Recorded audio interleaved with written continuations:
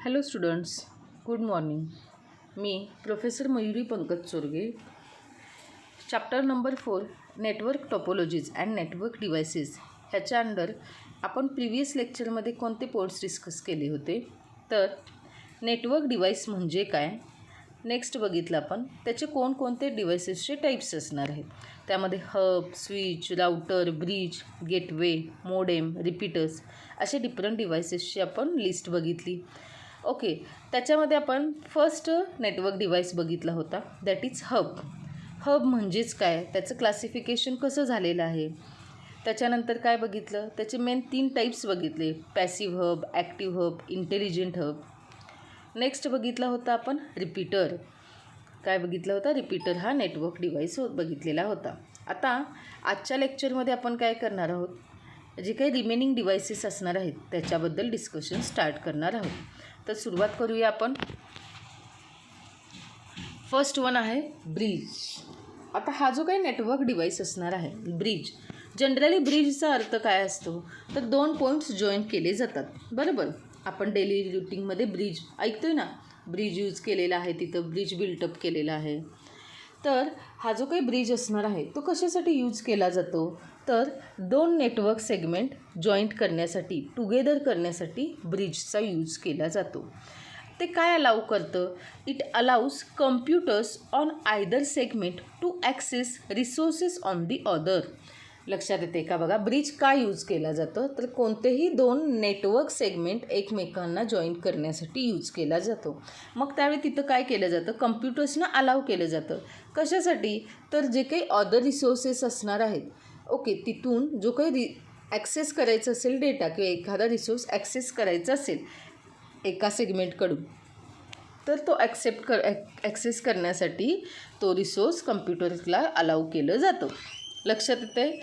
So they can also be used to divide large networks into smaller network. लक्षात येते का बघा, ब्रिजचा use पहिला काय सांगितला मी, तर network segment 2 network segment joint करण्यासाठी यूज केला जातो. मग त्याच्यामध्ये एका सेगमेंटला असणारे रिसोर्सेस ॲक्सेस करण्यासाठी दुसऱ्या सेगमेंटमध्ये असणाऱ्या कम्प्युटरला परमिशन दिली जाते. बरोबर. नेक्स्ट यूज काय सांगितला, तर एखादं लार्ज नेटवर्क असेल तर ते डिवाईड करण्यासाठी स्मॉलर सेगमेंटमध्ये ब्रिज यूज केला जातो. ओके, तर ह्या ब्रिजचे डिफरंट फीचर्स आहेत रिपीटर्ससारखे. फक्त काय होतं, याच्यामध्ये मोर नोड्स रिक्वायर्ड होतात. मग तिथं काय केलं जातं, जे काही नेटवर्क्स असतं ते डिवाईड केलं जातं फ्युअर कम्प्युटर्समध्ये. ओके, लक्षात येते काय बघा, कशासाठी, तर for resources on each segment, दस इम्प्रूव्हिंग नेटवर्क परफॉर्मन्स इम्प्रूव्ह करण्यासाठी काय केलं जातं, तर जेवढे काही मॅक्झिमम नंबर ऑफ काय असणार आहेत नेटवर्क असणार किंवा लार्जर नेटवर्क असणार आहे त्याचं स्मॉलर सेगमेंटमध्ये डिव्हिजन केलं जातं. आता इथं जी तुम्हाला डायग्राम दाखवले तो ॲक्च्युअल ब्रिज दिसतो कसा त्याच्याबद्दल दाखवले, आणि तो नेक्स्ट डायग्राम दाखवणार आहे मी तुम्हाला, ती असणार आहे तो ॲक्च्युअली कुठे यूज केला जातो. तर आता पहिल्यांदा जो ब्रिज दाखवलेला तो ॲक्च्युअली कसा यूज केला जातो बघा. वरच्या साईडला काय आहे, सेगमेंट ए आहे, तिथं नंबर ऑफ कम्प्युटर्स आहेत. नेक्स्ट खालच्या साईडला काय आहे, सेगमेंट बी, तिथं पण नंबर ऑफ कम्प्युटर्स आहेत. आता हे 2 सेगमेंट कनेक्ट करण्यासाठी काय यूज केलेलं आहे, ब्रिज यूज केलेलं आहे. मग सपोज सेगमेंट ए मधल्या कम्प्युटरला सेगमेंट बी मधला जर रिसोर्स ॲक्सेस करायचा असेल तर त्या सेगमेंट ए मधल्या कम्प्युटरला अलाउ केलं जातं, परमिशन दिली जाते की तू सेगमेंट बीमध्ये असणारे जे काही रिसोर्सेस आहेत ते तू ॲक्सेस करू शकतोस. लक्षात येतं आहे. ओके, सो हा जो काही ब्रिज असणार आहे तो काय कनेक्ट करतो, नेटवर्क कनेक्ट करतो. जो काय केला जातो, डिफरंट स्पीड, डिफरंट टोपोलॉजीज किंवा डिफरंट प्रोटोकॉल्स जरी असले तरी ते 2 कम्प्युटर एकमेकांना कनेक्ट करतो, एक्झिक्यूट केला जातो. लक्षात येतो आहे का. ओके, नेक्स्ट बघूया आता आपण. आता हा जो काही ब्रिज असणार आहे त्याचे 2 टाईप्स पडलेले आहेत. त्यातील फर्स्ट वन असणार आहे ट्रान्सपरंट ब्रिज आणि सेकंड वन असणार आहे सोर्स रूटिंग ब्रिज. आता जो काही ट्रान्सपरंट ब्रिज असतो तो ट्रान्सपरंट ब्रिज काय काय करतो त्याच्याबद्दल आपण बघूया. It keep a table of addresses in memory to determination where to send the data. लक्षात येते की बघा, ट्रान्सपरंट ब्रिजमध्ये काय असतं, एक टेबल स्टोअर केलेला असतो. कशाचा टेबल, तर टेबल ऑफ ॲड्रेस मेमरीमध्ये स्टोअर केलेला असतो. त्याचा यूज करून काय केलं जातं, तर डेटा कुठे सेंड करायचा आहे ते डिटरमाइन केलं जातं. लक्षात येते का बघा, ते डिफाईन करण्यासाठी डेटा कुठे सेंड करायचा आहे त्यासाठी मेमरीमध्ये एक टेबल स्टोअर केलेला असतो, ज्याच्यामध्ये ॲड्रेसेस असतात स्टोअर केलेले. ओके, त्यालाच आपण लर्निंग ब्रिजसुद्धा म्हणतो. ट्रान्सपरंट ब्रिजला आपण लर्निंग ब्रिज असं सुद्धा म्हणतो. जे काय करतं, build a table of MAC addresses as frames arrives. त्याच्यामध्ये मॅक ॲड्रेसेसचा टेबल तयार केला जातो. ओके, आणि जसे जसे फ्रेम्स अराईव्ह होतील तसं त्या टेबलमध्ये काय केले जातात, इन्क्लूड केले जातात. लक्षात येते. So Ethernet network use transparent bridge. जे काही इथरनेट नेटवर्क्स असणार आहेत ते काय यूज करतात, ट्रान्सपरंट ब्रिज यूज करतात. आता त्यांच्या ड्युटीज कुठल्या कुठल्या सांगितल्या, तर फ्रेम्स फिल्टरिंग करणे. Next, forwarding and blocking. काय केलं जातं, फॉरवर्डिंग अँड ब्लॉकिंग केलं जातं. लक्षात येतं आहे का, मी पुन्हा एकदा सांगते. ब्रिज म्हणजे काय सर्वांच्या लक्षात आलं, दोन जे काही इंटरनेट नेटवर्क असणार आहेत त्यांना जॉईंट करण्यासाठी किंवा दोन सेगमेंट जॉईंट करण्यासाठी त्या ब्रिजचा यूज केला जातो नेटवर्कमध्ये. ओके, आता त्याचे दोन टाईप्स आहेत म्हणून सांगितलं, ट्रान्सपरंट ब्रिज आणि सोर्स रूटिंग ब्रिज. तर ट्रान्सपरंट ब्रिज काय करतं, एक टेबल स्टोअर करतं मेमरीमध्ये, ज्या टेबलमध्ये ॲड्रेसेस असतात. ओके, आता त्याचा यूज काय आहे, तर ते कशासाठी यूज केलं जातं, डेटा नेमका कुठे सेंड करायचा आहे ते डिटरमाइन करण्यासाठी तो टेबल यूज केला जातो. आता यालाच लर्निंग ब्रिज असं सुद्धा म्हणतात. ओके, तर ट्रान्सपरंट ब्रिजमध्ये काय होतं, ते एक table of MAC addresses built up करतं जसे फ्रेम्स अराईव्ह होत जातील तसे. ओके, आता इथरनेट नेटवर्कमध्ये हा जो काही ट्रान्सपरंट ब्रिज असणार आहे तो यूज केला जातो. आणि ह्याच्या ड्युटीज कुठल्या कुठल्या सांगितल्या मी, तर फ्रेम्स फिल्टरिंग करणं. Next, forwarding and blocking frames. Frames ज्या असणार आहेत त्या फॉरवर्ड किंवा ब्लॉकिंग करण्यासाठी सुद्धा यूज केला जातो. ओके, नेक्स्ट असणार आहे सोर्स रूटिंग ब्रिज. आता सोर्स रूटिंग ब्रिज म्हणजेच काय किंवा सोर्स राउटिंग ब्रिज म्हणजेच काय, तर it require entire rule to be included in transmission and don't route packets intelligently. त्याला काय लक्षात रिक्वायर्ड असते, तर एंटायर रूल कशासाठी, तर ट्रान्समिशन, जेव्हा आपण ट्रान्समिशन करत असतो त्यावेळी ते पॅकेट्स इंटेलिजंटली काय केले जात नाहीत, राऊट केले जात नाहीत. मग IBM टोकन रिंग नेटवर्क काय यूज करते, तर अशा वेळी IBM token ring source routing bridge हा जो काही टाईप असणार आहे तो यूज केला जातो तिथं. सपोज नेटवर्क्समध्ये जे काही सेगमेंट असणार आहेत ते जर 60% यूज केले गेले तर त्यावेळी तिथं ब्रिज काय प्रूव्ह करते, तर त्याचा जो काही परफॉर्मन्स असणार आहे तो इम्प्रूव्ह करते. लक्षात येतं आहे. सो हा जो काही सोर्स रूटिंग ब्रिज असणार आहे तो कुठं यूज केला जातो, तर टोकन रिंग नेटवर्कमध्ये यूज केला जातो. नेक्स्ट, त्याच्या ज्या काही फ्रेम्स असणार आहेत ते काय काय कंटेंट करतात किंवा त्याच्यामध्ये काय काय इन्क्लूड असतं, तर जो काही सोर्स आणि डेस्टिनेशनचा ॲड्रेस असतो तो इन्क्लुडेड असतो. पण त्याच्यासोबतच ब्रिज ॲड्रेसेससुद्धा त्याच्यामध्ये इन्क्लुडेड असतात. लक्षात येते सोर्स रूटिंग ब्रिज म्हणजे काय. ओके, सो ब्रिज का यूज केला जातो जनरली लक्षात येते का बघा. त्याचे जे दोन टाईप्स आहेत, ट्रान्सपरंट ब्रिज आणि सोर्स रूटिंग ब्रिज, ते तर आहेतच, पण मेन पहिल्यांदा ब्रिजच का यूज केला जातो, तर जे काही नेटवर्क असणार आहेत, larger network, big network, like university, okay, असले जे काही नेटवर्क्स असतात ते डिवाईड करण्यासाठी यूज केला जातो. नेक्स्ट, जे काही नेटवर्क्स असणार ते लॉजिकली स्प्लिट करायचं असेल त्यावेळीसुद्धा काय यूज केला जातो, ब्रिज यूज केला जातो. Next, for security insert bridges at various places and being careful not to forward sensitive traffic. ज्यावेळी सिक्युरिटीचा प्रश्न असतो त्यावेळी काय केला जातो, ब्रिज यूज केला जातो डिफरंट प्लेसेसमध्ये. आणि ते केअरफुल कशाबद्दल राहतं, तर जे काही सेन्सिटिव्ह ट्रॅफिक असणार आहे ते फॉरवर्ड न करण्यासाठी तो काय राहतो, त्याची तो काळजी घेतो. लक्षात येते सर्वांच्या. असे डिफरंट रिजन्स असणार आहेत ज्यावेळी आपण ब्रिज का यूज केला जातो किंवा का यूज करायचा याच्याबद्दल सांगितलं जातं. नेक्स्ट पॉईंट असणार आहे advantages and disadvantages of bridge. तर पहिल्यांदा आपण ब्रिजचे ॲडव्हान्टेजेस बघूया. तर जे काही फिजिकल नेटवर्क असणार आहे ते एक्सटेंड करण्यासाठी यूज केला जातो ब्रिज. नेक्स्ट, जे काही नेटवर्क ट्रॅफिक असणार आहे विथ मायनर सेगमेंटेशन, जो काही नेटवर्क ट्रॅफिक असणार आहे विथ मायनर सेगमेंटेशन तो रिड्यूस करण्यासाठी ब्रिज यूज केला जातो. नेक्स्ट, कोलिजन्स रिड्यूस करण्यासाठी यूज केला जातो. नेक्स्ट, डिफरंट आर्किटेक्चर्स असणार आहेत ज्याची डिफरंट काय असणार आहे, स्पीड असणार आहे, जिथं डिफरंट टोपोलॉजीज यूज केले जातात. असे डिफरंट आर्किटेक्चर कनेक्ट करण्यासाठी ब्रिजचा यूज केला जातो. So these are the advantages of bridge. Next बघूया डिसॲडव्हान्टेजेस. ब्रिज यूज केल्यानंतर त्याचे डिसॲडव्हान्टेजेस काय काय असतात. तर रिपीटर्सच्या कम्पॅरिटिव्हली हा काय असतो, स्लो असतो फिल्टरिंग करत असताना.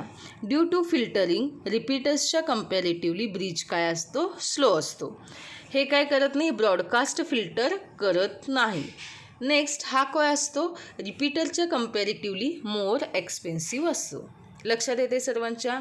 So these are the disadvantages of bridge. एक्झाममध्ये तुम्हाला what is bridge and state its types असा तुम्हाला काय एक्झाममध्ये क्वेश्चन विचारला जातो. लक्षात येतं आहे. ओके, तर आपण नेक्स्ट नेटवर्क डिव्हाइस बघूया, दॅट इज मोडेम. तर मोडेम हा काय असणार आहे, हा इम्पॉर्टंट नेटवर्क डिव्हाइस असतो जो आपल्या डेली रुटीनमध्ये, डेली अवर लाईफमध्ये आपण काय केला जातो, यूज करतो जनरली मोडेमचा. ओके, आता जर तुम्ही लक्षात घेतलात तर तुमच्या पटकन लक्षात येऊन जाईल की इंटरनेट कनेक्शन ज्यावेळी आपल्या घरी असतं, लक्षात घ्या, ज्यावेळी घरामध्ये आपण इंटरनेट कनेक्शन घेतो त्यावेळी आपल्याला वायरचा यूज करावा लागतो, बरोबर. आपली जशी काही टी व्हीची रेग्युलर केबल असते तशी केबल घ्यावी लागते घरी जर इंटरनेट आपल्याला पाहिजे असेल तर, किंवा कुठंही. लक्षात घ्या, जर आपल्याला कनेक्शन पाहिजे असेल इंटरनेट कनेक्शन हाय स्पीडमध्ये, आपलं रेग्युलर मोबाईलचं नाही, वायरलेस, मी काय सांगायला, घरी जर पाहिजे असेल हाय स्पीडमध्ये इंटरनेट कनेक्शन तर त्यावेळी आपल्याला वायरची गरज असते, बरोबर. मग ते वायर काय करते, जो काही इंटरनेट डेटा असणार आहे एका प्लेसकडून दुसऱ्या प्लेसकडे कॅरी करते, बरोबर, इंटरनेट डेटा. मग त्यावेळी every computer gives digital or binary data in the form of zeros and ones. त्यावेळी प्रत्येक कम्प्युटर काय करतं, डिजिटल आणि बायनरी डेटा देतं. तो कशा फॉर्ममध्ये असतो, तर 0 आणि 1 फॉर्ममध्ये असतो, बरोबर. मग हा जो काही फुल फॉर्म ऑफ मोडेम असणार आहे तो काय असणार आहे, मॉड्युलेटर अँड डिमॉड्युलेटर. काय असणार आहे, मॉड्युलेटर अँड डिमॉड्युलेटर. त्यामुळे हा काय करतो, मॉड्युलेट अँड डिमॉड्युलेट दोन्हीसुद्धा करतो मोडेम, बरोबर. Signal among the computers and telephone lines because a computer generates digital data where the telephone line generate analog signal. लक्षात येते काय बघा, हा जो काही मॉडेम असणार आहे त्याचा फुल फॉर्म म्हणजेच काय, हा मॉड्युलेटर आणि डिमॉड्युलेटर आहे.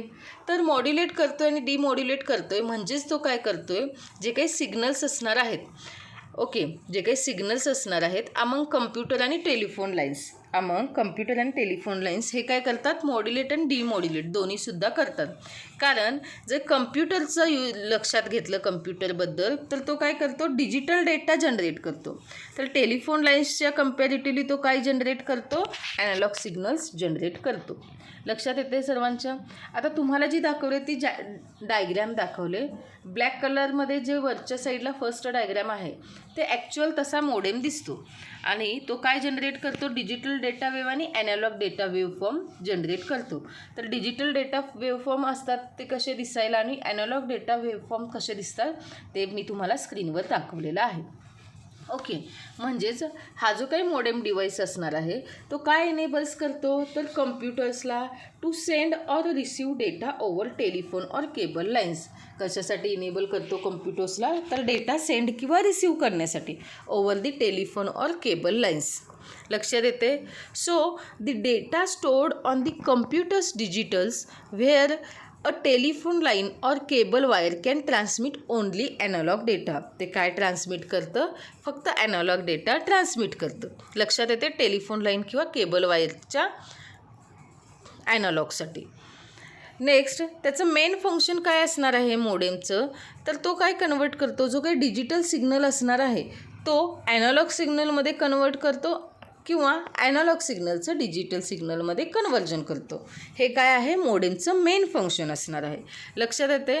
म्हणजेच मोडेम हा काय असणार आहे, दोन डिव्हायसेसचं कॉम्बिनेशन असणार आहे, मॉड्युलेटर अँड डिमॉड्युलेटर. मॉड्युलेटर काय करतं, तर जो काही डिजिटल डेटा असतो तो ॲनालॉगमध्ये कन्वर्ट करतो. लक्षात येते. आणि डिमॉड्युलेटर काय करतं, तर जो ॲनालॉग सिग्नल असणार आहे तो डिजिटल डेटामध्ये कन्वर्ट करतं. लक्षात येते सर्वांच्या. ओके. तर हा जो काही मॉडेम असणार आहे त्याचे आपण टाईप्स बघूया. त्याचे 3 टाईप्स असणार आहेत, सिम्प्लेक्स, हाफ डुप्लेक्स आणि फुल duplex. Okay. Depend on direction of data transmission. जो काही डेटा ट्रान्समिट केला जातो त्याच्या डिरेक्शनवर डिपेंड होऊन त्याचे 3 टाईप्स पडलेले आहेत.